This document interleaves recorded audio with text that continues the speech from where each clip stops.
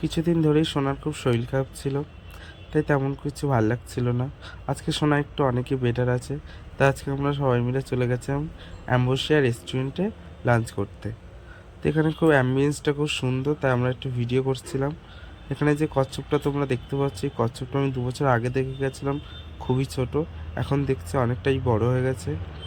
তো এই যে আমরা এসব খাওয়া দাওয়া করলাম, খাওয়া দাওয়া করে বিকেল হয়ে যাচ্ছে, তাই আমরা ভাবলাম আর বাড়ি গিয়ে খেলাম একটু গঙ্গার ধার দিয়ে ঘুরে আসি।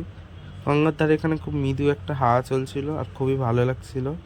এখানে সোনা একটু গঙ্গার ধারে ঘাটে লাফছে, তো খুবই সুন্দর লাগছিল বিকেল টাইমটা গঙ্গার ধারে, একটা সুন্দর হাওয়া চলছিল। তো এরকম ফ্যামিলির সাথে কিছু কিছু সময় মাঝে মাঝে টাইম স্পেন্ড করা ভালো, মন মেজাজ ভালো থাকে। এখানে সূর্য অস্ত যাচ্ছে, সন্ধ্যা হয়ে গেছে। তারপর এখানে কাছাকাছি একটা মন্দির ছিল, মন্দির থেকে ভগবানকে প্রণাম করে চলে গেলাম ঘরে। কেমন লাগলো ব্লগটা অবশ্যই কমেন্ট করে